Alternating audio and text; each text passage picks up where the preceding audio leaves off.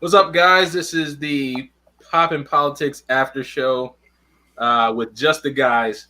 We are the brothers, the men behind the scenes of Pop and Politics, but I guess we're no longer behind the scenes because we're on the screen right now. So here we go. We're just gonna go ahead and kind of recap the show. It was a fiery episode, but before we get into it, definitely go ahead and hit the like button, share it, subscribe, do all the stuff to help us, make our channel grow. Boy, it was a fiery episode, to say the least. Yes, it was. Yes, it was. yes, it was. And the reason kind of we're starting a little bit later right now is because the fire actually continued, but we'll leave that for another day. Absolutely. It was, yeah. All right, so G Money Gimpy, I'm gonna start out with you, man. What kind of stuck out to you on the show today? I mean, there was a bunch of stuff. My biggest pet peeve was the conversation about evil. I gotta say that really, to quote Homer Simpson, to quote Peter Griffin, it really grinds my gears when people say evil isn't a state of mind. They try to give evil this unique category that separates itself out, that gives it, that they think it's holding it to a standard that's higher. I think that that's the excuse that they were trying to say by saying it's a mental illness, that it gives excuse to what these people were doing. I think that's a misunderstanding in what was going on, because I don't think I can never pronounce her name, even though you just told me, the lady who's running for Senate. Maverine. Maverine was saying is that evil is a state of mind, and that it's an ill state of mind. Not that you have some clinical diagnosable problem, and not that everyone who has a clinical diagnosable problem is evil, but one who is evil has some sort of defective mind state. And I agree with that completely. And when people do evil, because I'm a big believer in personal responsibility, part of that is inclusive of one's state of mind. And evil is a poison to one's mind. So what was your response then, Chad, on what evil is? Like, well, you're a big words have meaning guy. Absolutely. So like, what was what? I guess what did that mean for you? Well, I honestly, you see, my whole thing is evil. Like, does evil corrupt? Does positive, negative, God, the devil, all of that good stuff? I think for those who believe in it and those who don't, that's fine. But I think they're just kind of trigger words, honestly, that take responsibility from the actual person. And I've said this often. You hear this all the time. If I study for a test and pass, it's not God. I studied. I passed. If I fall asleep behind the wheel and hit somebody, it's not the enemy. I just made a stupid decision. So yeah, the good, the evil, yeah, it is what it is. But I think that's just to put something over the top of people having to actually say I did something. You know what I mean? I'm not are people using the term evil to say to as a scapegoat? Like I hear people using mental illness more as a scapegoat than the word. I think they both. I think dude, you just did something wrong. You did something. Don't say what it was. What was it? So are we saying the person is evil, or so let me ask: does evil exist to you? Did evil? Does evil? Because does evil exist? Does evil exist? Does evil exist? Sure. Are people evil? Can people be evil? No, or are people evil? I think. Are there evil people in the world? Oh, absolutely. I think more of us than not. And notice I say us because I'm not levitating above anyone. I believe more of us than not are evil. I believe we are born into evil. I mean, like, if You got to if people, elaborate on what you mean by if born into evil. well, I Brother. mean, you know So what? are you saying born evil or born into evil? No, And I what is mean, born into evil? What is it? The world is evil that because we're the world born is into? evil. We are born into evil. The world is evil. I mean, hey, you know I what? don't know. Take it with a grain of salt. I have My, mixed feelings about that. no, I do. I mean, let's be realistic here. You know, if you leave people out to their own vices, Device. morality is something that's moral. I have something in my mouth that makes my words sound strange. Forgive me. Morality is um, morality is. I personally, I have a belief of where morality comes from. Okay, and you know, Jay and I, we've gone back and forth on that. But if you leave people to their own devices and teach them nothing having to do with morality, believe it or not, sadly, I believe that more people will end up being evil. Why? Why? Because who was it? I don't know. I don't know if you guys saw it or not. No, Cat no, no. Williams. Why do you believe that? And I'm explaining it. I don't know if you just saw what Cat Williams just came out with this thing on Netflix called World War III, and he said something that described it perfectly. He said that, you know No, I what, want to know why Chadwick truth. believes that. No, this is it's the same thing. It's about truth. Truth. The ones who lie are the ones who become the millionaires. The ones who speak the truth and push for truth end up dead, like Kevin Samuels. No You wonder know why what I I'm mean? broke. So like or broke because no one cares about the truth. Me personally, So I'm how do you red pill. explain King Solomon then? Say again. How do you explain King Solomon? Well, wisdom and truth like are two different things. He was wise. King Like Solomon isn't the greatest example. Dude sent the guy to die, so yeah, he I'm married like I mean, but I'm saying wisdom is not truth. These two different words. What are you trying to get? Why Solomon? I just, in response to what you said about God, I understand the personal responsibility fact. Like if I study and I pass my test, I did that. But God gave you the capabilities that you have that allowed you to have discipline, and like God is in all things. Okay, and So like you I know can't, you're like, yes, if Jewish, I right? fell asleep at the So wheel, it's not God's mhm. fault. I fell asleep at the wheel and I killed or the somebody with my enemy's dog. fault, or the enemy's fault. It's you made a bad decision. Yeah, It's yes, either yes. God or the enemy's But fault. Yeah. God gave you the capabilities to make those decisions. God gave you the skills, the personality, the moral fortitude to be who you are and choose the things you did. So there's no way to separate God from your choices in the sense that God is an overarching effector of your life. I get Yes, you. your choices, and that's what free will is all about. That's all I'm saying. There It's is like no you free can't will. exclude God from your Let's be real. success or your failure. There is no really there is no free will. So then, But I mean, but if hold on, there's no but free wait, will, hold before on, you hold on, go, let me hold on, respond to hold what on, he no, no, said no, real hold on, quick. hold on, Let hold me on, respond no, to no, what he hold said on. real quick. If there's no free will, right, which you're just saying, right, then what was the influence of the person making a bad decision versus someone making a good decision?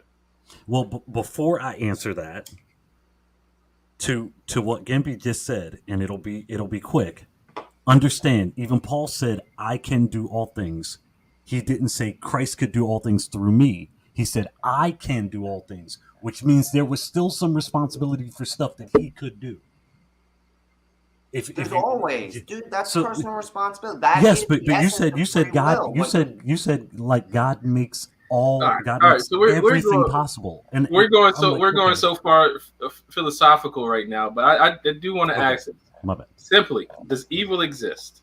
yes, We already said yes. Yeah, we Okay, yeah. both admitted to that like 6 7 minutes So, ago. but Yeah. does okay. good exist So, then? so does good exist? Yeah, let's I ask that. mean, that's yeah, absolutely. So, do you not feel that every human, barring you have some predisposition, let's say some built-in mental illness, Hmm. that from birth, right? Let's make it very black and white, that you were born defective, right? Hmm. Let's just say it like that, because we all stand by that French Enlightenment nonsense that man is born inherently good, right? Like, Oh no. right. Every man is capable of equal feats of evil and good, Hmm. right? We all agree to that. So then evil has to have some innate measurable value in the world. You Here's have the to. thing. Here's what I've come to realize about good and evil. Right.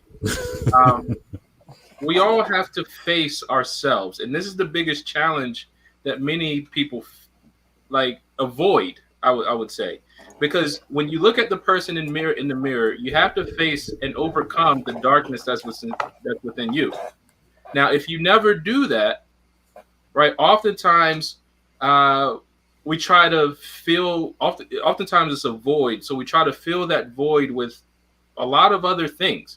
What that may be is drugs. It may be sex. It may be money. It may be ego. It may be a lot of things. It may be going out and killing a bunch of people.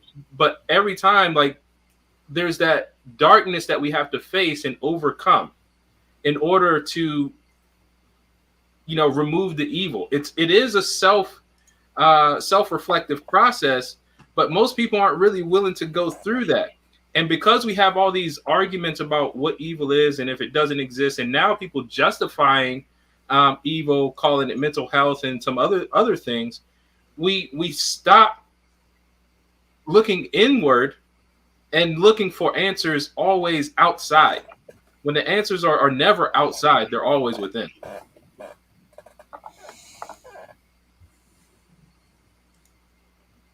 Come on, somebody got something to say. Yeah, you said it. Okay, like you're that talking was your to the thought crowd. on it. But Okay. just as a side note, Taria, I'm smoking a Macaduno cigar. It's my favorite, and for this chill session with my two boys, I felt like it was a necessary accessory because she's asking me. I just want to say it's nothing illegal. We don't do these sorts of things. It's like we're upstanding citizens. We all have jobs and responsibilities. Just let's be clear to the viewer audience. We don't promote any form of deviancy on this show. At least I don't. But the truth is, I can't speak for anyone else. I have to apologize. I'm looking at. Oh, yes, their comments. Their comments. That's where she's coming from. Right. So I'm just, but and look, evil is a real, tangible thing, just like good is a real, tangible thing. Everyone gets to choose in every instance of their life how they're going to approach the hardships, the gains, the good. And that is what good and evil are. It's how we respond and deal with the trials and tribulations of our lives, of the world as a large. It's how we choose to take what others do and interpret it. Do we interpret it through a lens of that the world is looking to get me, which I find to be the most evil, is that we stand there and we're always thinking that there's some sort of sword of Damocles hanging over our heads, because at every moment there, and I understand that a lot of people feel that they're under fire all the time. Yeah. But what makes us good is that we rise above that fire and we make decisions that might not be comfortable or easy for us to do what we consider the right thing. And not all of us will agree what the right thing in any one moment is. But the truth is that is good and evil.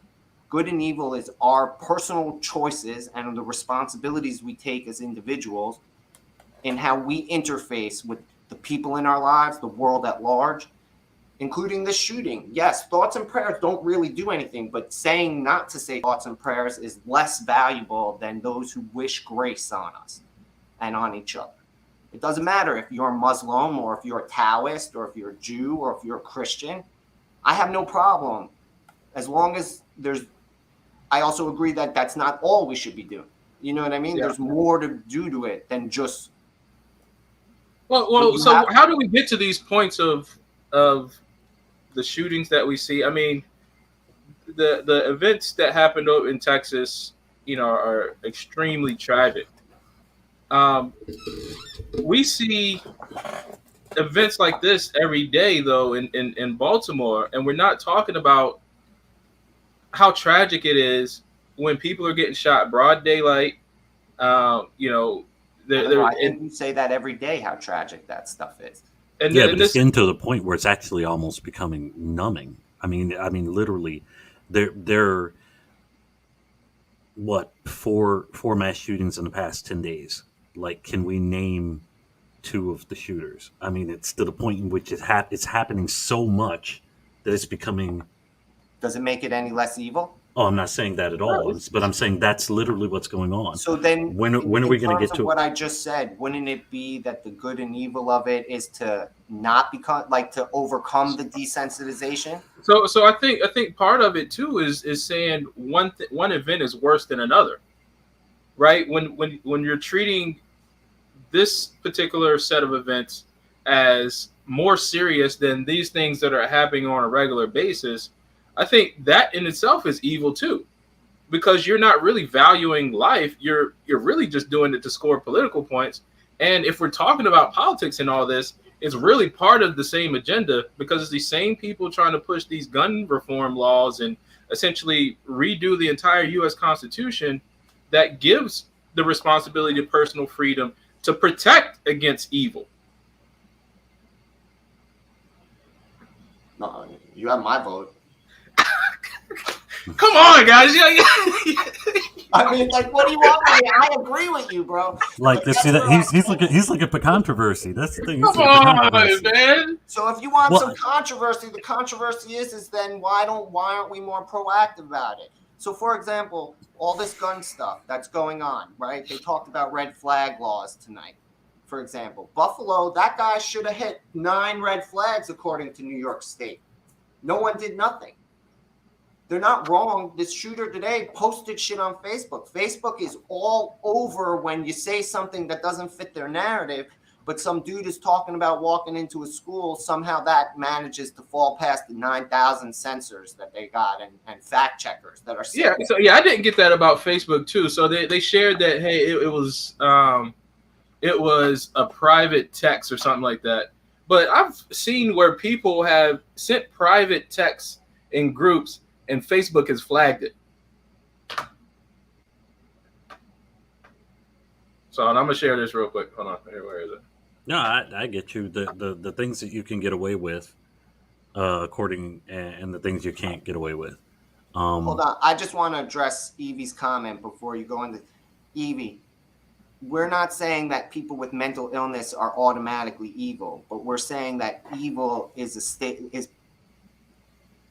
of mind. Like, it's part of who you are. It's part of your whole, and that inclusive of your state of mind. And someone who is evil has a damaged state of mind. So what I would say it's okay to kill little kids is not right in the head. I'm not saying they have some clinical thing that they need to be diagnosed for, but to not understand that murdering 19 people because you're having a bad day or other people were evil towards you. What we're doing is conflating all these issues too, right? Like, there is a real, there are things that are real mental illness, right? That do need to be diagnosed and treated. But what we've done is kind of use mental illness as this blanket term to describe a whole bunch of stuff. And evil is included in that, right? Just, you can say he had a mental illness. No, I mean, this guy was nuts. And you can say there were circumstances that brought him to that moment. But again, that goes back to my comment is we all have trials and tribulations. It's how we deal with those things that define us, whether we're good or evil people. Mm-hmm. So speaking of that, so there were some comments that that he was a cross dresser and stuff like that. So speaking of mental health, and I think the DSM-5 was referenced on the show tonight. So while the show was going on, I actually looked up gender dysphoria. And I think it was Joshua that said gender dysphoria is still in the DSM-5. So I'm gonna show this right here. So this is from the DSM-5 psychiatry.org. And Stephen, so when you see this, what kind of stuck out to you? That this isn't science. This isn't medicine. This is trying to meet for social acceptance. This is a definition it's not clinical anymore. So let me read this first line. Let me read this first line. It says the terminology in the gender dysphoria specifiers has been updated in the Diagnostic and Statistical Manual of Mental Disorders, 5th edition. The updates were endorsed by the DSM Steering Committee, APA Assembly, and the Board of Trustees to use culturally sensitive and less stigmatizing language. Chadwick, which part of this is science? None of it. I mean, it's like this has absolutely nothing to do with science. This has to do with making people feel, what's not going to hurt people's feelings. We have to sugarcoat.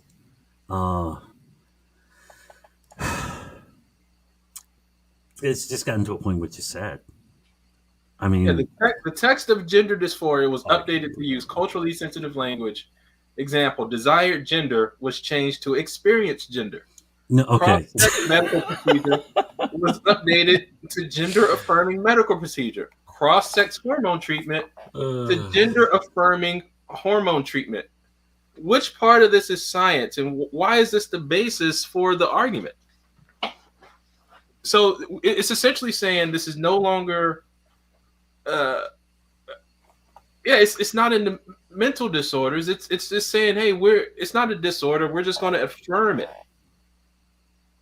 Yeah, but then my question to that is, so why haven't we changed for a dissociative personality disorder? If I go around telling you I'm Abraham Lincoln, you're going to think I'm batshit insane. No, you're a person assigned as another prehistoric individual. Right. Like how, but they don't do that. That's what I'm saying. But that's what I'm saying. They don't do that for dissociative personality disorder. How come dissociative personality disorder doesn't get the pass gender dysphoria gets? Well, hey, don't worry, man. Just go rally, and it will change. And the DSM, right, that's it. I want everyone to be Abraham Lincoln. You know what? Everybody Abraham Lincoln then. The difference is, I think, to answer your question, the difference is one says, you know what, you're someone else that can be fictional, non-fictional, this, that. The other is basically saying you're something that medically can be, you know what, you Dude, can't. If you tell me you're a woman, you're still a man. I get that. That's what I'm getting at. Like that's literally what I'm getting at. What I'm getting at is, with the example that you gave before, if you say I'm Abraham Lincoln, yeah, you know what you could do? You know what you could do to fix that? You could give someone a medication, and you can put and lock them away somewhere and see if you could actually help get that fixed. With gender dysphoria, the psychology is this is something that cannot be fixed. It's I am this way. There's no medication. There's nothing that you can do to make me no longer be this way. So I mean, I think there's a difference between the two. The same thing is you're denying your reality. It's like we're saying it's uncurable. Say again. But the basis that I'm okay. So maybe I'm not being clear because I'm just making an example by saying it. I think I'm Abraham Lincoln. The idea is that when someone feels that they're not the gender they were born into, mm-hmm. then how is that different in denying your reality from someone saying they think they're a whole nother person, fictional or non-fictional, to quote Jovan? You know what I'm saying? Because they were never the other person. But they were never a woman. You're born into the body of a man, you're a man. I'm not saying that you don't feel like other men. I'm just saying that physically, your reality in your life is men. You have the male genitalia. I agree with you. I agree with you 100%.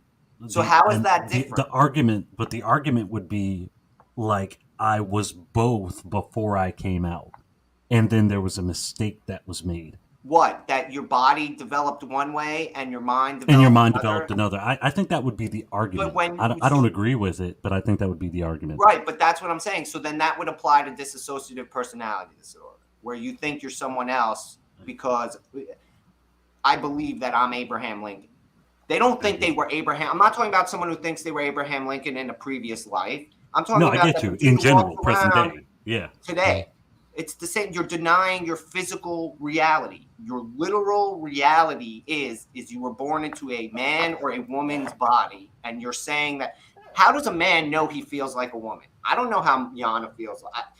Yeah. I couldn't So- tell you how my sisters feel like women. So let me just jump in right here because I have a really strong faith-based background, and I believe all of this stuff really is to kill God, right? All this stuff is really, to me, evil because it's to deny that the Creator exists. It's to say that me as the feeble human being has more wisdom, knowledge, power, and authority than the one who created me. For someone to say that God didn't know what he was doing when he created me. He put me in the wrong body. Like how big of an ego do you have to do something like that? Or to say that people would do that all the time because the Bible is an authority, and you have people that don't believe the Bible. And side note, Belinda M, what is a woman? Baseline XX chromosome. Go ahead, Giovanni. Yeah, I mean, so this whole thing is, I believe intellectualism is one of the greatest evils, right? Because it allows people to explain away basic common things that kindergartners know as common sense. Like my son knows what a boy is, and he's 3, right? Mm-hmm. Like he knows what a girl is, and he's 3. All of this stuff is really just to destroy the fabric of what it is to be a human, destroy families, and to essentially make our systems of government or systems, the systems of people, the ultimate authority. So it's communism or globalism or these other isms, but it's to make people the ultimate authority. That's why you have the GSM-5, which is this global consortium. That's why you have the WHO. That's why you have the United Nations. It's because it's these global authorities to remove the connection between man and his creator. I'm with I think it was. See, I can't remember. Just like today on the show, she couldn't remember, but it's a fact. Our founding fathers believed that yes, you can't have government dictating terms because you want a freedom of religion within the country. You want anyone to be able to practice any religion. But at the ultimate, when it comes down to it, our founding fathers believed that there was still a higher authority beyond man's law on the ground. Like we have to understand that we're not the be all end all in the universe. That I mean, it just can't be. And yes, it is a war on God. I don't think it's specifically a war on Christianity. I think it's a war because even though people say, well, Muslims get a pass, they really don't. There are plenty of people out there who don't give Muslims a pass or don't give any specific religion a pass. Yeah. It's a war on the concept that man isn't the sole definer of its universe. Yeah. So I equate it to this too, right? Let's say I'm a really good programmer, and I also in robotics, right? And I create this robot. I create this robot that I program to create other robots. Right? Where did the source code come from? God. No, I mean, in the context of this sandbox of this. No, I know. I'm just messing. Example. I'm just. So where did the code come from? It came from me, the author. Right. And here's the thing. That autonomous robot didn't necessarily create anything new. It created what I programmed it to be able to create. Right? So every generation of robot after it has their original code. But what happens is we get so far removed from the original code that we forget. We forget that it was something, a higher power, a higher authority that created the source. And that's where we are now in culture and society, because we have this amazing capacity to philosophize and whatever the word is, and intellectualize everything, that we've removed the creator, the source, from everything. I mean, you're not wrong. You're not wrong. But to try and, because I think there are those who believe that they are following the source code and they still are acting immoral and out of line with the source code. It's not, and I also, to KJ's comment, it's not limited to a party. I think the immorality runs universal across everything. There are those who are immoral in both the Democrat and the Republican Party. It's not, yes, there are policies from both sides that are immoral. There are. I mean, Citizens United is, in my opinion, one of the most immoral judgments ever made by the Supreme Court. A corporation is not a person. A corporation is an entity. It is not a living, breathing, existing being. I mean, and there are Republicans who will die by Citizens United. They will stand for it. To say that, yes, there are policies the Democrat Party push that are immoral. Yes. Are they blindingly immoral to people like me or Giovanni or Chad or, like-minded individuals like us? Yes. But to limit it is to create a bigger problem. When we try and house it like that, we're just trying to take the source code and interpret it for us instead of looking at it as a universal. Because we have to judge our own at the same level we judge those we consider on the other side of the line. So are people running present day their politics through their morality or their morality through their politics? I would go with the latter. I would say that too many people do the latter. And that's why we have such a foobarred society. Hold on, say the question again. I think you might have heard it wrong. I'll say it again. Are people running the way they view their policies through their morality, or are they running their morality through their policies? Does their morality affect what they do politically, or does how they feel about something politically then turn their morality? The latter. Yeah, I think that the latter is the problem. Well, I think it goes back to that justification, right? I think people are oftentimes overthinking these things. So, you talk about the abortion issues. They say, hey, well, I got family members. I would never get an abortion, but I can't tell anybody that they can't get one. Right? So if you look at abortion as a immoral issue, their stance is, I personally believe it's immoral and it's wrong, but I can't tell that to the other person. That's the stance of the day, and that's the justification. So again, the basis of morality should come from the source code, to stick to your example. Yeah. And this is something I have a problem with what went on in the show tonight, is like, you can't claim to be part of a specific moral group, but then not stand for the moral principles because it doesn't fit with politics. You have to be willing to stand for your morality when it doesn't line up with your politics, because your morality has to supersede everything. Yep. And people are so focused on winning now in politics. Like, that's the only thing that matters. So in that case, did you agree with what Josh said then? Because his statement was, yeah, you know what, I believe, don't quote me on it, but if you guys remember, he said, well, you know what, just speak truth, be moral, and lose every election. That's fine with me. That's fine with me. I'm waiting for him. I agree. I agree with Mr. JP is great. Yeah, I mean, that's the problem people have with me.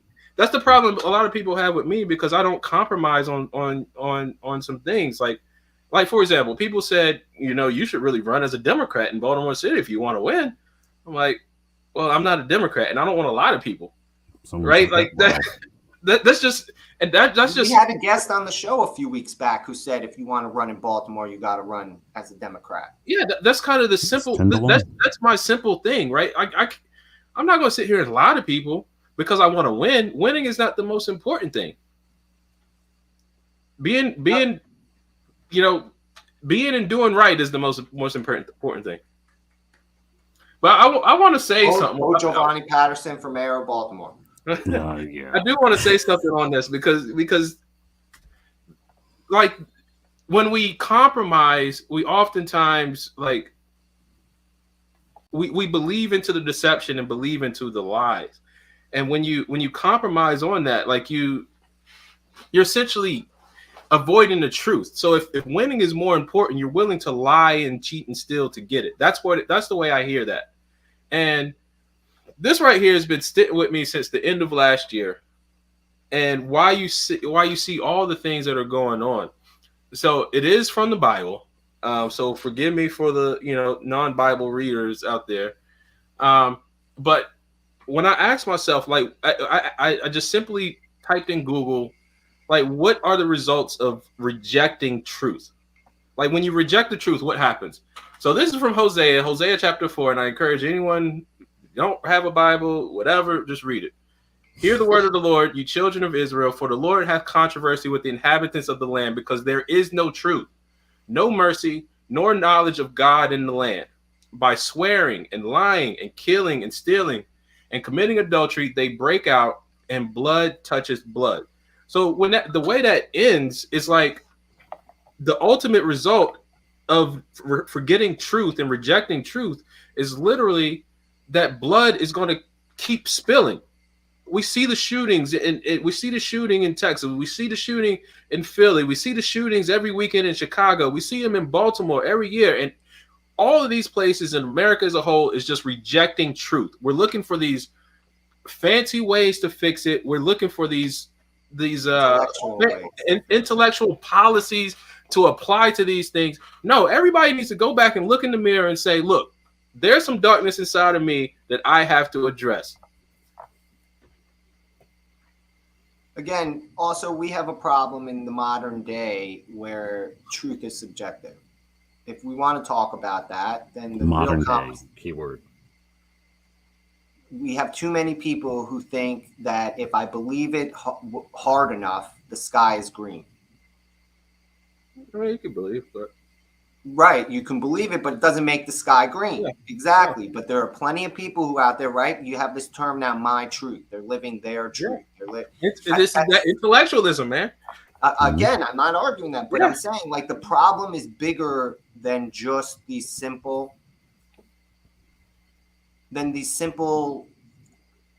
pleasantries we try and have in polite conversation when we talk about very hard topics. We're too busy, in my opinion, worrying that I'm a Jew, you're a Christian, he's a Muslim, that other one's a Buddhist.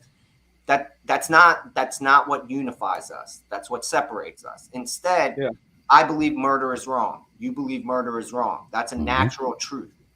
A little kid is not inclined to go kill someone naturally. They know it's wrong. It feels wrong. If you don't have to teach somebody some religious belief that taking the life of another person, but then we start making excuses because my truth dictates that murder is okay and this and that. And yes, there are times where murder is okay, but it's not murder anymore because we understand murder to be has a meaning. Right. Whereas killing someone because they're trying to kill you is no longer murder in my mind. It's killing someone. It's called self-defense. Its words have meaning. To go to Chad's big thing, that all words have meaning. But in essence, it's killing another human being. Yeah. And in the end, we have to try and find a way to create a natural morality, a baseline that everyone has to be in line with. Well, it's already created in America. Like in America, it's already created. Is it? It's called you been outside lately? It's called the U.S. Constitution and the Bill of Rights. But we have police officers today that can't follow the Bill of Rights. The first. It makes really. We have officers that are protecting the law that half of them don't even know. But the standard is already created in America. Like it's already here. But what we have is are too many people trying to disrupt, what America's created, because it was, not created by people who look like them. And I got a whole bunch of stuff for that. What KJ just said? KJ, my opinion, really quickly, the base cause of gun violence is the people. Guns don't kill people. People kill people. And I think that we also have a problem as people that we're too disconnected. I think the biggest problem in Western society, a lot of people like to say that I lost my train of thought. Damn. But look, we all have people trying to say that they know what's right and wrong in this world. We all, But again, that goes back to this my truth thing. There are just universal things in the world. Yeah. Like Chadwick's camera, his battery died. I think your battery died, man. I always have more than one camera. Dude's got his whole thing wired. Yeah, absolutely. Yes, we can, Melissa. Which comrade did you want to? I see you said yes. What else did you say? She also said people are looking for solutions. God is the solution. I agree. God is the solution, but we're all people of faith in this chat. There are people who don't have faith, who are atheists. They also think murder is wrong. There are plenty of atheists out there who don't believe in God that think murder is wrong. And I would have to agree with you 100%. Holy cow! I was sitting here like, dude, you have a ghost in the back of your. Yeah. I was like, you have a ghost that disappeared in the back of your place.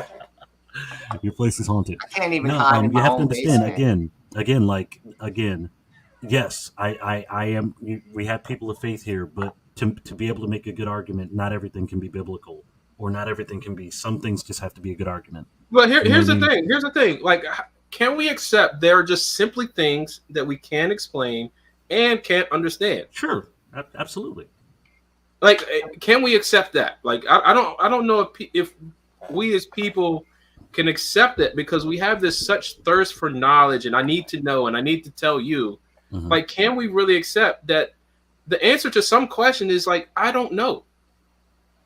Yeah, but that will admit that you don't know something, and the problem that people have today with wanting to be so ridiculously smart and being able to intellectualize and over-intellectualize is the fact that in their mind it's okay to be wrong, or it's okay to not know. Everyone has to have the answer to everything. I mean, I said this to you a little while back. We've gotten to a point in which things have been mulled over so much that you can literally find an answer to everything, and it can be completely wrong, but it can be explained to make sense. Right. Just because they're good points doesn't make it mean true. They're right. Yeah, doesn't make it just because it's good. Right. Like, people make great points all the time. I mean, the serpent made a great point to Eve when he was presenting her the apple or the fruit or whatever. But that doesn't mean it's right. Oh, yeah, of course. Oh my gosh, come on, man! You guys are sucking tonight, man. Oh, it's just I'm patient. I'm patiently waiting to get the evil thing is great, but I'm patiently waiting to get to like topic 2. That so go ahead. What do you want to talk about? I was waiting for you guys to get on. Let's keep it rolling, man. Because I don't know. I'm like this is great, but this is wonderful. But I'm looking at the fact Chad, I do want you to answer KJ's question right here. If people are the issue, how do we fix people? If people are the issue, how do we fix people? People have to want to change. Like, hi, my name's Chadwick. I'm an alcoholic. First you have to admit that there's a problem, and then actually want to change. If you don't want to change, I'm at a point in people, believe it or not, are in a point in time and in life today in which they're like, if you don't want to change, you're a waste of my time. And so, Gimpy, what do you say to that question? If people are the issue, how do we fix people? You can't fix anyone. People have to fix themselves. Like, you can help people fix themselves, and you can create an environment which is conducive to being that, but you cannot. It's the adage: you can lead a horse to water, you can't make it drink. Even if you stick its head in the thing, all it does is drown. Yeah. You know what I mean? You only make it worse when you try and force the solution. We have to create a And you world. said, hold on. You need to pause right there, bro. Like, that's it right there, man. You only make it worse when you try to fix it for other people. Okay, That's this is where we something are. that you brought. Okay, this is something that you brought up. Let's just be real here. This is something that you brought up a couple weeks ago or something like that. You believe that people who want to fix other people's problems are evil. Am I correct? Yes, yes. See, so why didn't you just get there? Why didn't you No, just I'm not. say that? That wasn't my point. That wasn't Oh, the okay. point I in was this. about to It say was like, really just I just wanted to, respond to KJ's question. But I do believe people who have this overwhelming desire to fix other people's problems are evil because you're trying to play God for them. I don't and know that well, I it's just think you're evil. being a crutch. Quite Yeah, frankly, I think tough again, love is I think ridiculously evil is too important. strong a word. I think they're See, there misguided. we there we go with that No, intellectualism. it's not I intellectualism. think it's No, very I simple. understand what you're trying to say, but it's not intellectualism. They're well-meaning. I define, we just difference in our definition of evil there, because I don't think that they're evil. I think that there are a lot of reasons people are like that. One reason off the top of my head I can think is that people are so unwilling to look at their own 4 feet of life. In Jewish they call it your Dalit Amos. That they spend their time looking at everyone else to not look at their own thing. That doesn't make them evil. It just makes them not willing to do the work for themselves, so they're trying to do it for everyone else. To define someone as evil because they're trying to fix other people's worlds, I would use the word misguided. That's all I'm saying. Evil is Hey, too harsh a term for that. to each his own. But I'm sticking to my um, prescription of evil, and I and get that. And we'll and quite frankly, for a quick just to break up very quickly, you guys, for a quick plug, check us out at www.metroconservativemedia.com. Every Wednesday night we have Pop and Politics. Every Thursday night we have the 8:30 show. We do Great Thoughts Matter, and we also been getting in some of these after shows. So if you want to check us out, please do like, share, subscribe, and Send us your questions or Hey comments. guys, yes, any we see a question, few of comment, you please are do. watching right now. Like, go Yeah, ahead and hit that thumbs up and like please button. do, please do. Like, hit the likes and thumbs up on Metro Conservative Media. Like, share this stuff because Please do. Yeah. I Yes. have Melissa. This is a really interesting question. If you could like elaborate, this would be kind of cool because I don't know. You said I'm a Leo wife. The reason why the police aren't out there is upsetting. I had a whole conversation with my Leo last night. Okay, Leah, help hook us up. Let us know why they're not out there. That'd be yeah. Yeah, I Okay. really want to that'd be know what really that comment. appreciated. I was really interested in that comment. Yeah, That comment really stood that's out to cool. me. Yeah, like Yeah, I let want us to know. know. Let us know. Send us. And Mhm. to be fair, KJ, you make me laugh a lot, but the fact is that there's nothing wrong with mentioning Jesus. Like, we have to be No, no. more Hold respectful on, of hold on, hold on, everyone. hold We on, have hold to on, give hold on. space. Yeah, yeah. We're understood. We're outstanding. We'll talk about that off. No, I'm not even. I'm just saying, like, we have to learn. That's what I mean. We have to create an environment that's conducive to celebrate our differences. There was a point in time, to go back to you about the structure that America created. Mm-hmm. I grew up in the 90s. I was raised to believe that you have to be inclusive in the sense that you have to have space for the difference. We celebrated our differences in culture, in religion, in just general life. We have to create an environment where no one feels that their individual beliefs are being targeted, period. Mm-hmm. And that's the way we can start the healing process that allows people to reach out for help and look into themselves, and others who want to give help without being the ones forcing solutions on people. That's all I'm saying, is we need to create an environment where we're trying to create unity to get our message across and not division. It's not about I'm right and therefore that's the only answer. It doesn't matter whether we're believing in the word of the Judeo-Christian God, or we're believing in Allah, or we're believing in some Scientology or some science or whatever you want to talk about. We have to start going back to a world where people want to talk to each other. Absolutely. So we got some that on me. disagreements real quick. Hold on, I got a disagreement real quick, and it goes back to my whole evil thing. And I think the premise of it is it's hard to explain because I don't think helping others is evil. But I do think it's the concept of if you teach a man to fish, if you give a man to fish, he'll eat for a day. If you teach a man to fish, he'll eat for a lifetime. And I believe the people who have the overwhelming desire to just keep giving people fish are evil. Okay, I can see that. I'm not going to argue that that's necessarily wrong, but I'm going to say that those who engage in that sort of behavior don't realize that because they're misguided. Because they think by giving them the fish, by removing the difficulty of the process of fishing to feed themselves, they're helping that person gain solutions that they might not gain. I'm not, because then that's... Look, there's a period of time where there may be true where you have to give somebody a fish. Like, for example, if you have children, right, you're there, you got to give them fish, because you got to give them nourishment. And as a parent, that's your duty. But if you're not training that person to be out on their own, if you're training that kid to depend on you all of their life, that's evil. Yeah, okay. But you threw that. I agree with that. You threw that caveat at the end, though. You said all of their life. Right. You never. Yeah, but what if they're not doing it all of their life? You never taught them to fish. I could see if you were teaching them to fish and they weren't getting it. That's different. They're trying, but you have no desire to show them how to fish. You just want to keep giving them fish. Yeah, that's unintentional evil. Can we at least frame it like that? Okay, yeah, call it unintentional because I don't think I think that's kind of sounds like. Look, we'll just leave it as whatever you guys are saying it as right now. We'll just leave it because I can't explain it right now. No, because we'll just leave it to that. Let me just do for someone without expectation of anything in return. The entire Democratic Party.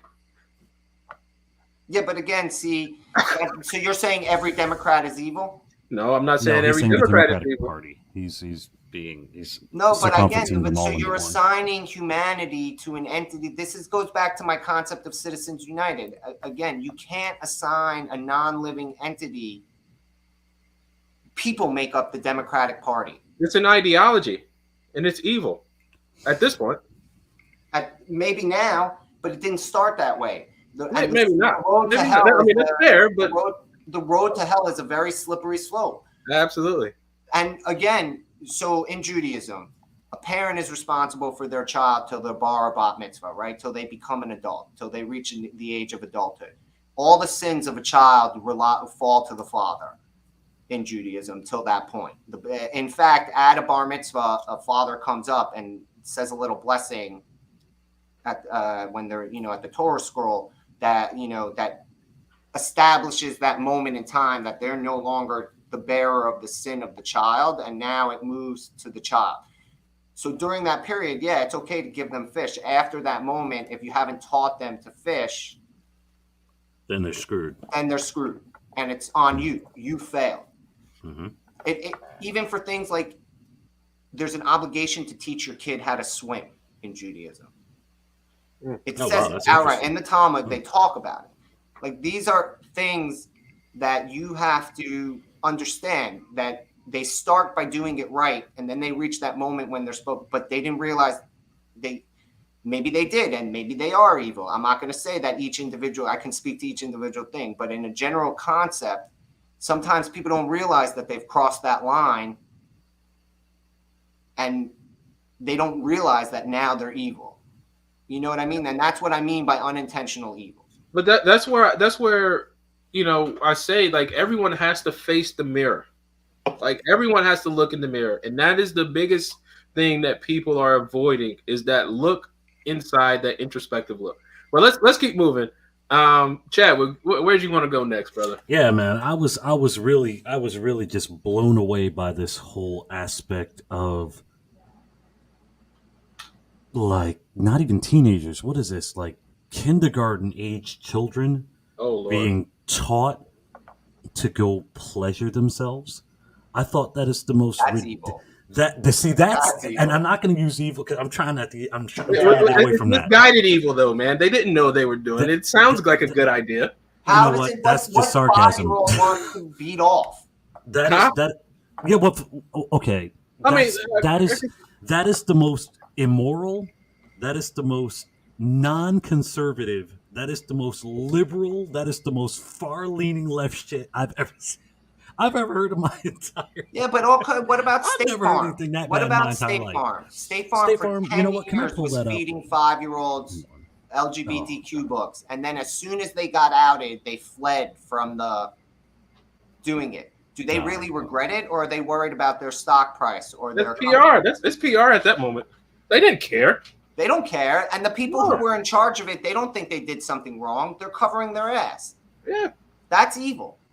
That is pure evil right there. Because there are people out there now thinking that some right-wing conservative made the difference. That didn't make the difference. Money made the difference. So I was asking myself this question because I was thinking about what we would talk about, throughout this call earlier today, and like, how did we get here? Like, and the question becomes like, what is the benefit from a softened culture? Like, how do we get so soft as a culture to now where they're saying, it's these state-run entities and corporations saying, we know what's best to teach your kids. no, man, that starts at home, and I believe that's why I'm such a proponent of like children of parents being much more involved in schools and actually being able to when I don't know. I think I sent this to you guys when they sent something home with my daughter about it's not even called sex ed anymore. It's called something else. I forgot what it was called. We said no. We're like, no, we're not going to put her in that because half of it had nothing. Don't they call the class sexual activity now? No, it was called reproductive something. They just want to start having sex in class now. But okay, but why is the first half of the class about how to be respectful of LGBTQ rights and transgender people, and what does that have to do with my 11-year-olds? Like, no. To be honest, kids ain't even worried about that stuff at that point, man. I mean, you might have some, just you pick on each other, but at the end of the day, you still go play on the playground together. You're really not. Well, the problem, you know what? It's just the adultification of children. It really is. I hate the fact or is it that the adults want to gratify themselves by that too? Is it really that, or is it the adults trying to gratify their own existences and their own poor moral choices by pushing it onto the youth, so that now they grow up without knowing that they're offered even a choice to not live this way. Like, so how basically, come that's pretty much what minority happened of LGBTQ, like a tiny percentile, and you have like trans, and now you have an explosion of over 1,000% growth of children identifying as trans or non-binary, all that. Where did that come from? They didn't learn. Again, this is to Giovanni. The adults are responsible to look in the mirror and judge themselves first, but instead they rather just perpetuate what they have already made poor choices on to validate it by wiping out the choice for the next generations. So we're going to risk just getting rid of an entire next generation. I mean, is that what the case is?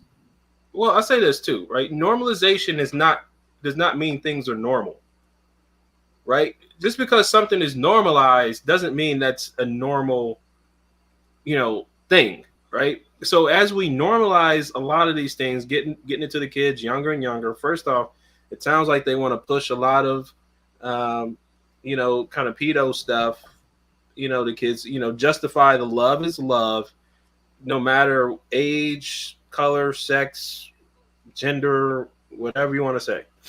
But normalization doesn't mean things are normal. But also it's to soften up the culture, man. When you believe.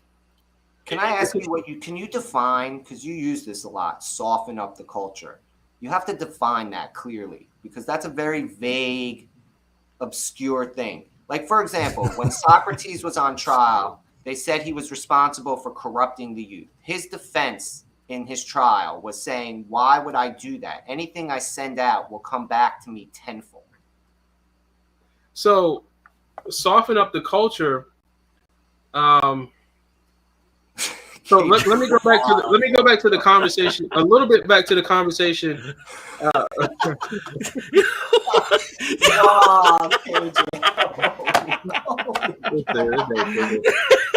This is why I love hanging out with you guys. Oh, geez, you guys make KJ. You're incredible. So let me go back to the other part, right, where we talked about evil. Boy. Like when you soften up the culture, there's essentially saying like evil doesn't exist, and like when you do that, there's no need to defend, your home, your family, because everyone's the same. It's utopic, everything's equal, and evil doesn't exist. But we know that's not the case. So when you're softening up the culture, you're essentially saying, things like manhood and masculinity are bad. There's no need for borders and walls. Everybody is good. They're like, guns are bad, but the people are good. You're just kind of you're reframing everything from what reality is. I think he means, by the way, some of the comments are talking about normal and normal changes day to day. I think we should be clear and correct me if I'm wrong, because I'm speaking for you in a sense, Jay, is that when he says normal, yes, 200 years ago, people's life expectancy were way shorter than now. Medical science has made us live longer. So the normal lifespan of someone has changed. Yes, that normal has changed. I think when we talk about that normal doesn't change, is that like things that are immoral will always be immoral. There's never going to reach a point in time that immorality, all of a sudden, no matter how much you normalize it into culture, that it is a normal thing to exist. Yep. Because if you look, the more we normalize immorality, the worse our society gets. Like, I'm a big believer that depravity drags everyone down. It doesn't just drag those who engage in the depravity down, but it drags the whole society and culture that allows it to exist without restraint or punishment. I don't want to even use punishment, but without consequence. Absolutely. I get that. And then you have 5-year-olds learning how to beat off in the privacy of their own home by a school assignment. You know what's crazy about that? What's crazy about that didn't happen overnight. No, well, you're absolutely right. I was just going to say, it seems like it's a generational thing. This generation and baby boomers coming into Gen X before kicking into millennials. I think that's the setup of how it is right now. The Gen X generation is just really, really, really, really screwed up. I mean, I can admit to that. Are you going to write them off? Are you going to write them off? Are you going to write them off? Am I going to? Oh well, my mentality pretty much would burn it all. I'm straight up focused on the next generation. I'm focused on my girls. Yeah, but how do you focus on the next generation if you're going to burn down? So I want to see that through. How do you focus on the next generation as if you take what's in existing now and just say, let it all go to shit? Oh, well, like I said, it's very simple. It's very, very simple. Though you can't. I've gotten to a point in my. It's crazy how they. I'm about to delete this comment. KJ, you gotta stop, bro. It's a train of thought. I lost my train of thought. Hold on. I'm about to, bro. KJ, you gotta stop on that because you don't know who's watching this, right? Yeah. And now you put these like little thoughts in these people's minds. You already know they pedos. You already know they pedos, and you say it's gonna be some rando out here actually come in and explain and respond to your comment. I mean, I mean, let's refocus. Stop. Let's talk about Yes. Zeke Hold Cohn's on. comments on Twitter last night. Wait, hold on. You said you Oh, wanted sorry, to follow this through. my bad, You said you want to follow this through.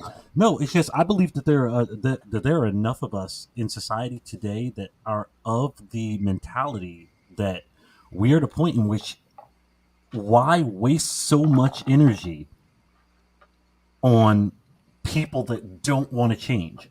You said it's all about looking in the mirror. We have a society today that does not feel like looking in the mirror That has at no all. mirrors? Period. That literally is covering mirrors in the houses. Are like, nah, man, and it's just too much energy today to try to fix a society that has no interest in being fixed. Well, And whose again, responsibility is it What to are fix these it? kids hold going to on. inherit Again, if it all understand. burns down, man? Say again. Whose responsibility is it to fix it, Chad? It's our responsibility to fix it in ourselves.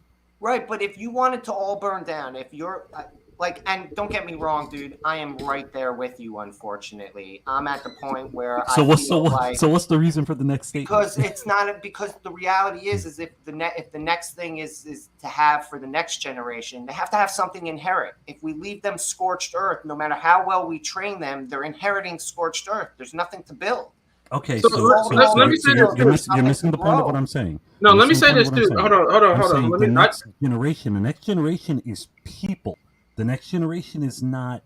The next generation, you're speaking as a scorched earth. No, there will be no scorched earth in people. So what's the difference, Chad, in what you're believing and what you're saying, and what the Buffalo shooter said? What's the difference? What the Buffalo shooter said. He has a belief of the same thing. Like, we need to go scorched earth on some people and get back to purity. Oh, what's the difference between what he was saying and what I'm saying, or what he did and what I didn't do? But what I'm saying is the same mind. It's the same thought process. Yes, the same thought process. Absolutely, sure, we can call it that. But people do different things in accordance to what that thought process is. Yes, the difference is action. I mean, right. The difference is actions, but again, but I'm saying, like, because let's say at one point you believe, man, I can't take any of this anymore, right? Based on that thought, it could get to the point where you're like, I can't take any of this anymore. Like, I have to act. Okay. What then? Then you act. Yeah, but then you act. It just so happens that my open the door for someone walking into a room and gunning down everyone they disagree with. Yes, that was his act. My act is saying, okay, you know what? I'm going to surround myself with specific people. I'm going to make. But then that's not scorched earth. Say again? No. Understand. And I didn't think I had to say this. I mean, I say this all the time. You know what I'm going to say. Come on. We're learned, educated people here. We do not have to say not all. We don't have to say all that. Okay? We understand I get that there's a majority, it's and we're talking the majority. 51%. That's it. Then that's I'm gonna just leave it at that right there. So let's go ahead and go to Zeke Cohen. I know you wanted to go to Zeke. Well, the reason why I want to go to Zeke Cohen is because that was the ideal of what the problem with society in my mind is. This is a man who has a position of power. He's in a place where he can do things and he can change things. He didn't like the backlash he got from people who disagreed with him on his political stances on what he calls reproductive health. We all know that that's the code for abortion, or as I like to say, infanticide. And he claims that now that 14 kids are dead, those same people who came at him that he wants dead babies and this and that. And then if you show the next tweet that he has attached to this thread, he even claims a little bit of anti-Semitism victimhood. And personally, as a Jew, I find that very offensive. Wow. Because he's conflating issues for political points. What happened in Texas yesterday is a tragedy. No one disagrees that, no moral person disagrees that it's a tragedy. A tragedy of children being murdered in their school is not the same as people being upset with you for promoting something they think is immoral. And conflating the two issues to score political points is absolutely evil. This is a man who can make a difference. He is in a position last night to make a statement to unify us, to bring us together. And he chooses it instead to elevate his position that he knows is unpopular with people and throw it in their eye. Yep. That So is I'm gonna read this tweet out so if you're listening to it, you can hear it. So when I introduced a resolution last week to fund reproductive health, I caught grief from folks claiming to be pro-life, in quotes. Where are they now? If you value the sanctity of life, then 14 is now 19. Dead children, their teacher, and countless others taken by gun violence need to matter too. Now, I think this whole thing is really hypocritical, considering the amount of murders that we see in Baltimore. Oh yeah, this guy could do something about. And again, he's a big proponent of this. What's the term you use for justice? What's the Restorative justice? Restorative justice. Like, let's let out the criminals and give them pats on the slaps on the wrist and not hold them accountable to the highest letter of accountability. This really annoys me because, like, when you think about, and look, I had to come around on the whole abortion issue. Like, I was young and back in the day, but I never had really thought about it. But then when you start looking at, what Margaret Sanger started Planned Parenthood or the Negro Project for, like, it was to kill Black people, to ensure essentially that fewer Black people existed. And then you hear some of the calls into Planned Parenthood about people who want to donate, and they can say, "Hey, I can make sure this money goes to, Black children, to make sure that my money is directed towards, urban mothers." And then you see him here supporting this like he's a savior. And that's what these people, this is the intellectualism and the evil that's behind it, because they, in their minds, think, hey, I'm being a savior. I'm being a champion for Black people by encouraging you to kill more and more Black babies. There wouldn't have been 19 kids to kill if they had their way. They'd all been aborted in the womb. Yeah. You're preaching to the choir on this. Abortion is a tricky topic. I am pro-life. I am 100% pro-life. But will abortion disappear if we make it illegal? No, abortion will still be here. But at the same token, validating the way they validate things like this, that is evil. People claiming it's empowering that they had 6 abortions and that makes them... That is not the hill I want to die on. I've ever seen. Don't get me started on no shout your abortion and thank God for your abortion. Thank God for abortion. Oh, sorry, my bad. Oh my gosh, man. I was surprised you didn't play the clip. I ain't gonna play it today. We don't have to catch it at another time, man, because they... Melissa, ask your question. Just type it in. Please. We're more than happy to try and answer it. I mean, go for it. We're a couple of clowns out here, but we'll do our best. Yeah, ask your question, Melissa. Come on. But yeah, this thing had... And to be honest, sometimes I don't know how to respond to some of this stuff, because it's like silence is, it doesn't mean anything to anybody else, but I sometimes just don't know how to respond to this stuff, because it's like how can we not hear answers anyhow? The truth is this is what I was talking about before. We have created such a partisan, tribalistic society that it's more important that my side wins than we get to the right solution. Like, for example, I don't have a problem with some of the stuff Tulsi Gabbard says. I have problems with other stuff that she says. But I'm not going to exclude everything she has to say because I disagree with her on some things. Like, we have to be willing to listen to each other. We have to create an environment where we celebrate our differences, where people's cultures... It used to be imitation was the highest form of compliment. Now, if I do something that is considered Black culture, Asian culture, or something else, I'm appropriating their culture. I'm appropriating it because I like it, because I'm trying to perpetuate it. I mean, I'm an anime junkie. I watch a ton of Japanese anime. Does that mean I'm appropriating Japanese culture every time I turn on an anime? You didn't know that, brother? I'm just Come on, man. saying, it makes no sense.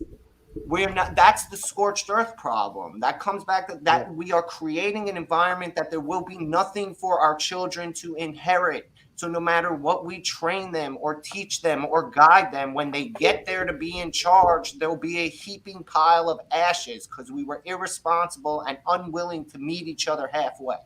Yeah. No one's saying that we have to agree with people we disagree with or compromise our principles.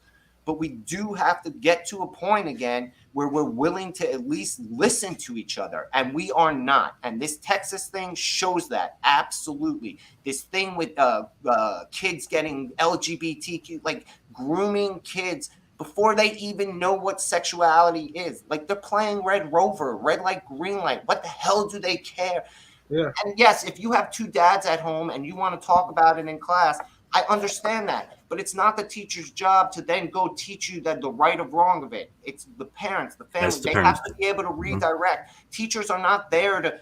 I'm sorry.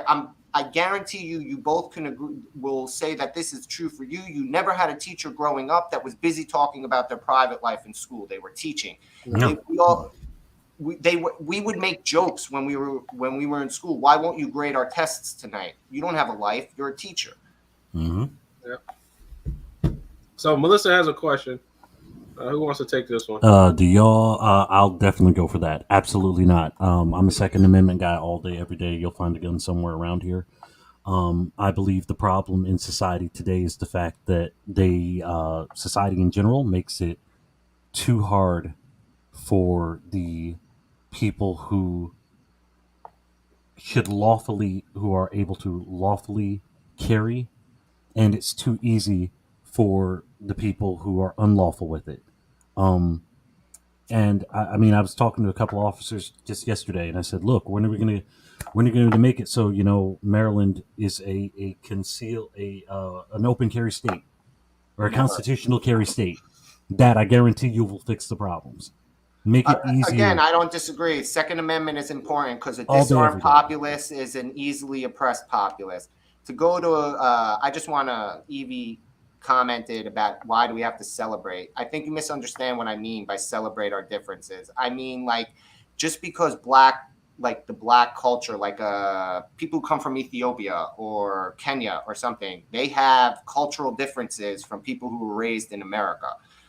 It's not for me to look down on because I'm American, I'm not allowed to automatically say that the way you lived in your culture or even within America, how people live in one area versus another. What I mean by celebrate our differences is that we have to believe that everything has something to offer, that there's positivity to find in how people as groupings and communities live their lives. It's not that I'm saying we're celebrate like that. You're black and we're going to celebrate your black skin because that's her comment, Evie's comment.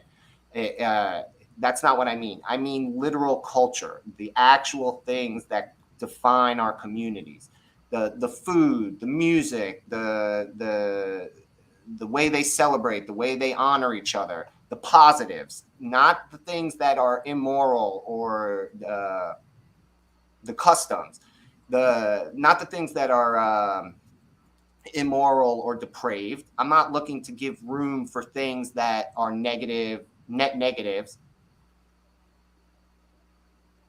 I'm saying that we have to stop thinking that one thing is superior than another unless it's morality. Morality is the only thing that should be the defining factor. It shouldn't be that because you behave with, you worship one religion versus another, that makes it a negative. Like, yeah, I if I keep going, I'm going to get into the fire. Sorry. I feel it burning up in me, and we agreed all not to talk about that fire. So yes, all right. Understood. All right, so I want to go to one last thing for tonight. A side note: teach teachers to aim. Belinda, awesome. Yes, that's a good one. Oh yeah, Absolutely. I think that absolutely, I believe that 100%. If grandma has a Glock in her purse, no one's robbing grandma. Facts, absolutely. That's why I believe if you make it easier for people to actually legally arm themselves. If someone's walking down the street with a purse you're gonna have a second thought about stealing that purse. You see what I'm saying? Make it easier for the So ones I who heard there was how many absolutely. NRA like card carrying members? What was that number? NRA. Actually met the vice president of the NRA. And just point of fact, no NRA members have ever committed a mass shooting. Yeah, that's what Isn't I'm that saying. isn't that crazy? Mind blowing, isn't it? Wow. So Evie says Tell you. 5 million. So there's 5 million NRA like card carrying members, Mhm. whatever NRA members, and not a single one. Isn't Man, isn't that crazy There are though? 350 million Wow. guns in this country. Only a handful of the legal ones ever commit audacious crimes. and we got to remember this too. So this is goes back to the part of evil exists, right? People want to ignore that evil doesn't exist, but I mean, people want to ignore that evil exists, but evil exists, right? So legal, illegal, people will find a way to commit crimes. Baltimore City has some of the strictest gun laws that you could have. Chicago Ridiculous. has some of the strictest gun laws. You can't. What do they have in common? There's not a single gun store in Baltimore City. You can't purchase ammo. You can't purchase a weapon. But where are we seeing all this gun violence? Wait. Let me guess. I know this one. Baltimore. Severna Park, man. Come on. Like, no. Like, They're not shooting each other in Columbia. well, but what I'm saying is, like, this is commonplace now that the places with the most strict gun laws are experiencing the most gun violence. Hey, Evie, if you're still there, there's a reason I tell you. It sits on my desk. Stays on my desk all the time. So, KJ Matt, where can you purchase guns and ammo in Baltimore City? Oh, I'd never buy guns. I don't think you can in Baltimore City. I can't speak to that. You guys know better about that. I don't know of any place where you can purchase a firearm in Baltimore City. Yeah, let's Google. No, you got to come. You got to come out here to county. Let's What Google gun it. shop? Is that the name of the place? The gun shop. If that's actually it's actually called the gun shop. Oh no, dude. There's Baltimore Custom Gun. No, that's Dundalk, Hawthorpe. Yep. There's something called Cop Shop Inc. inside Baltimore. That's it. Yeah, there's a couple. There's Cop Shop Inc. and Trigger Plaza. Those both look like they're inside the city. It looked like there was the address. Hold on. Or do they have a address? Cop Shop is 803 East Baltimore Street. Oh wow! All right. Really? And Trigger Plaza is 3239 Bel Air Road. It sounds like it could be way up. Yeah, that might be just that. I don't know. But the first one is the Cop Shop is definitely smack. I don't know what you can buy there. Let me look at their site. KJ said, "Yep, that's it. Cop Shop, RS Shooting Sports in Kent Island." I thought, isn't Kent Island County? is Kent Island city? Kent Island is Kent Island. Yeah, that's not the city. That's so where's that at? Like that's what I'm saying. You can't say Kent Island's Kent Island. Like they're Cop Shop is in the because city. it's like, hey, come on, Melissa. No, Cop Shop is definitely in the city though. over the bridge. Okay, Kent Island's Anne Arundel County. Okay, cool.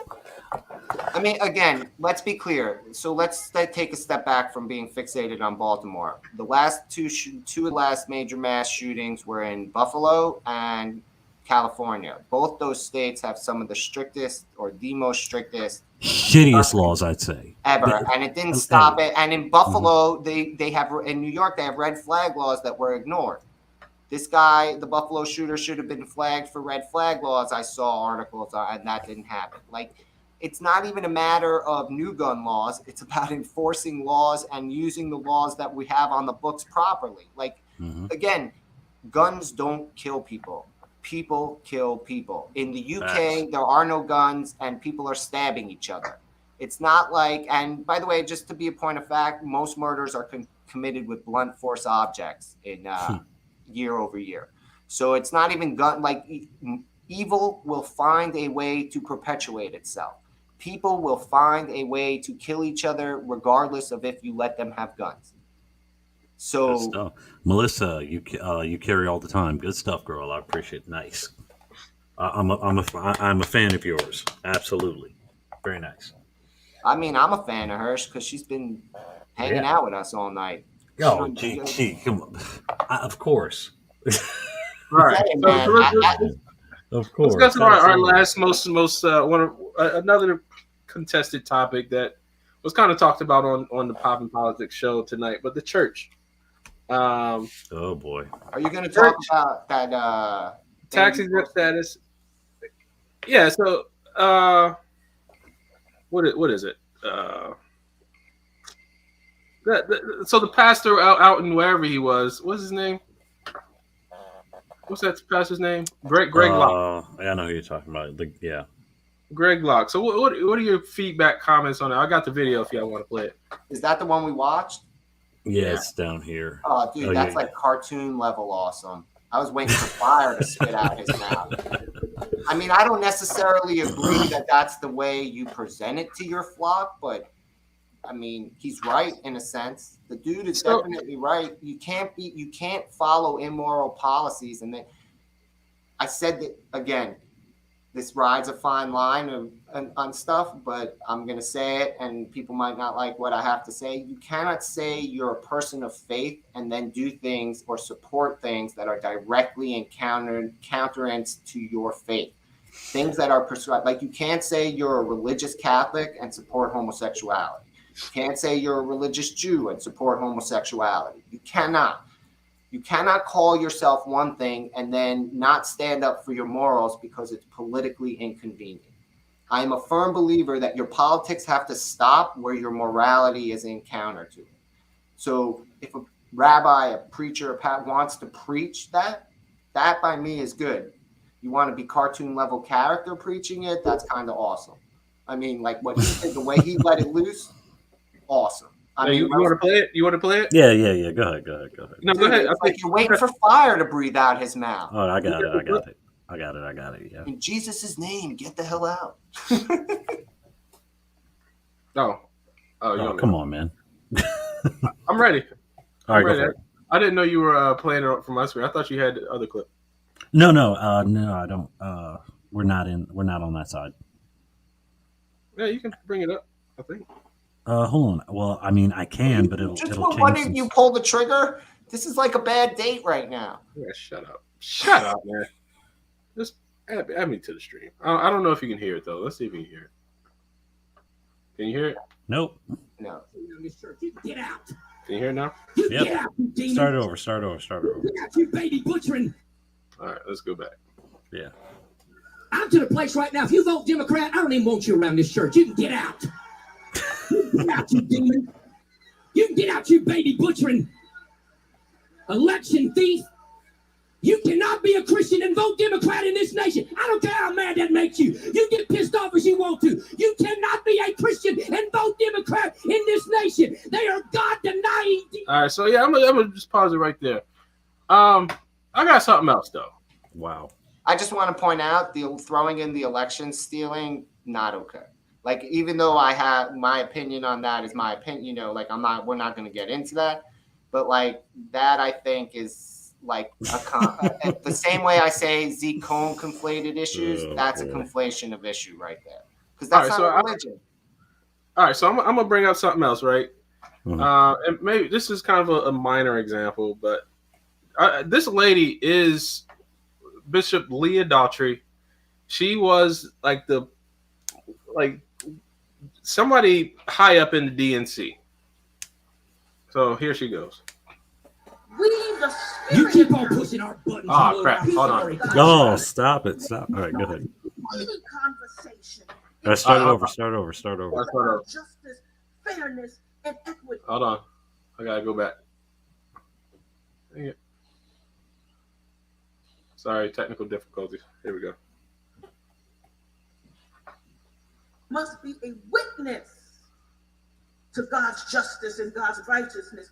We, the spirit and people of God, should lead the way in any conversation. What the heck is going on? in What's any going on, action that is about justice, fairness, and equity. Part of the problem we're having is that these new movements springing up don't have any God center. So she says that she's the head of. She was on the head of DNC person or whatever she is. So what? I guess what's the difference between Greg Locke saying what he's saying from he's not campaigning, he's not doing anything else, and her, who's an active advocate for the DNC, saying what she's saying. What's the difference? And what's happening is they've made the case, and according to the tweet or whatever, he should lose his tax exempt status. Greg. So KJ says Greg Locke mentioned the Democrat Party. I don't think that matters because in terms of the government's view. All right, so look, I looked up the tax code. Where is it? Here we go. I'm about to share this again. I looked up the tax code. Here we go.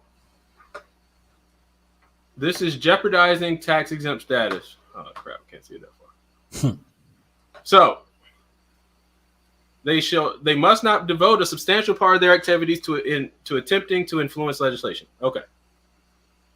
He mentioned it from the pulpit.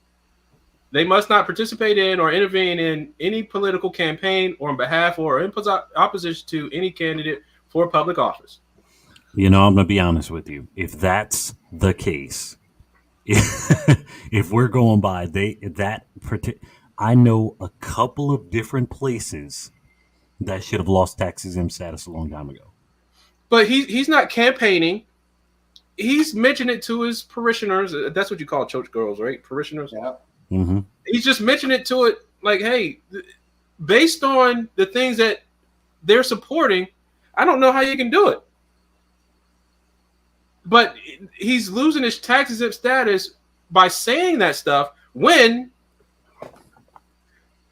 Miss Leah Daughtry is from the pulpit also the head in the DNC. So she's literally campaigning for the Democrats every time she gets in the pulpit.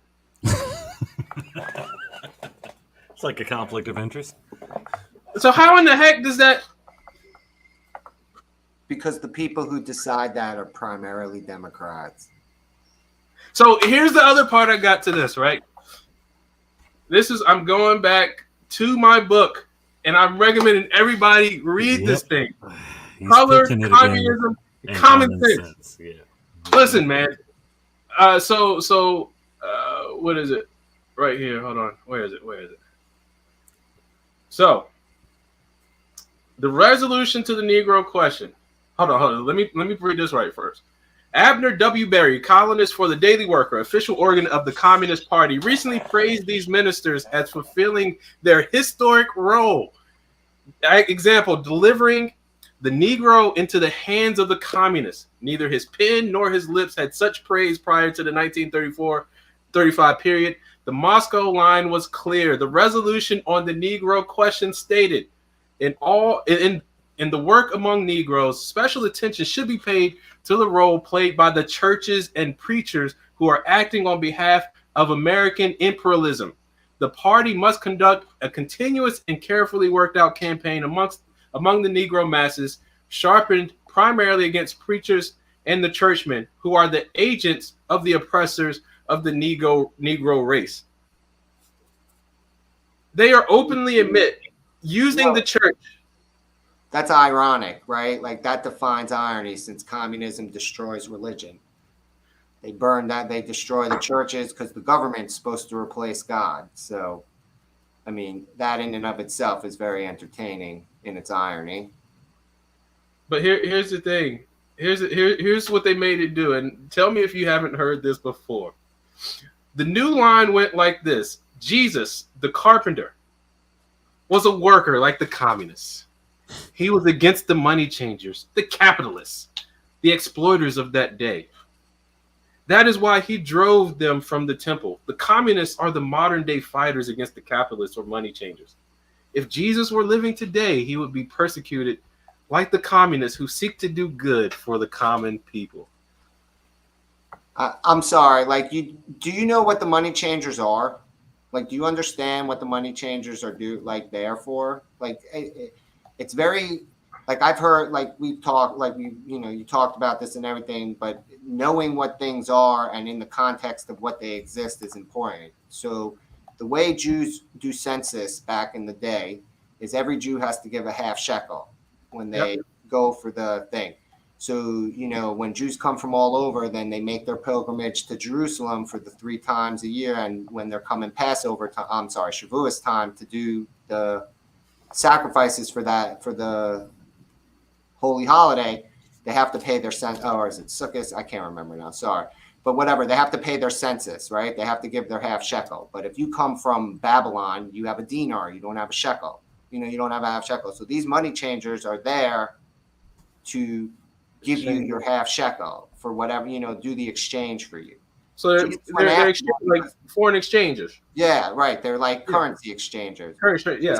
After them because they were corrupt, not because they were capitalists, but because they were doing things that were immoral in their job, in their function of changing the money. It had nothing to do with politics. There's no such thing as capitalism back then. But this is the point, though. They prey on the ignorance of the people, and if you read this book, it goes into just example after example how the communists were the Communist Party infiltrated particularly the black community because they seek to essentially destroy America, and that's why when you look at today, you see a lot of black people supporting a lot of anti-American policies. Is because this stuff now has been rooted into years of churches and education and everything. Churches. Now you guys got to read this book. Dude, I already read it. You gave us a copy. I mean, look, man. I don't remember it word for word like you do because it's like your lifeline book. Yeah, that's the second to the Bible, man. There's the Bible, and then there's color. There's color comments. And I'm not knocking. It's a very important book. Everyone should read it because it speaks to the ills of communism and how deceptive communists will become to undermine any society to take power. But again, back to the irony of it, these people are feeding their own self-destruction. Because as soon as you get communism, as soon as they reach their goal, the churches no longer cease to exist. They won't keep the churches. The government has to replace it. The morality comes from the government. And if the morality comes from the government, then it's by a body of, in communism, it's a body of unelected officials. I mean, I know everybody likes to say that communism's never been tried right, but I'll tell you, like Giannis says, the communism is stages. They never get to reach the utopia because at first you need the government to create the civilization so that we can get to the autopilot where we live in. It's just, even Marx himself didn't buy his own bullshit. He knew he was full of shit. The dude lived off a rich dude. Like he lived on. He's like the Cato Kalin of the 1800s. I mean, come on. Cato Kalin. All right, guys, let's go ahead and wrap there, man. Again, another great episode of Poppin' Politics. Oh yeah, it got heated. Make sure you like, share, and subscribe to Poppin' Politics Show. And this was just the guys. The Poppin' Politics Aftershow in the background every week watching the show. Yeah, to be honest, these guys, press buttons and make the show run. Like what Gimpy does is invaluable. Like he starts arguments every day.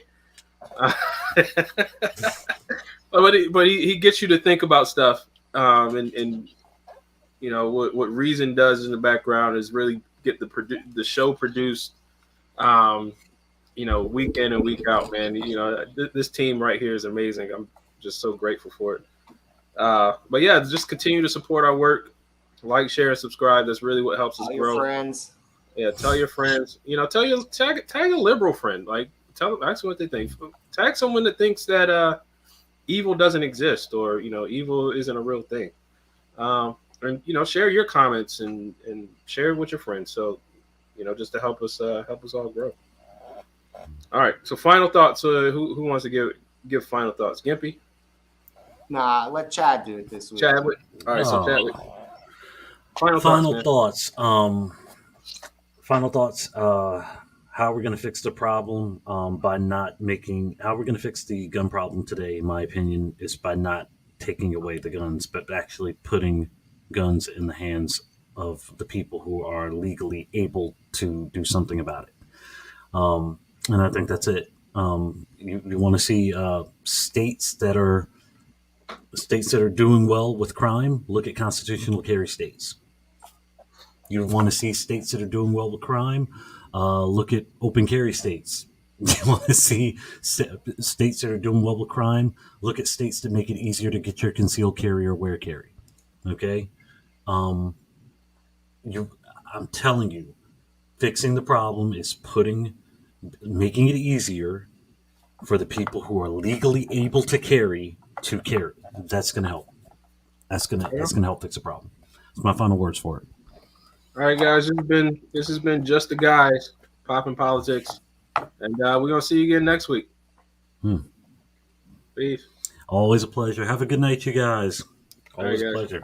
Deuces. Keep the fire burning. Gotta burn it.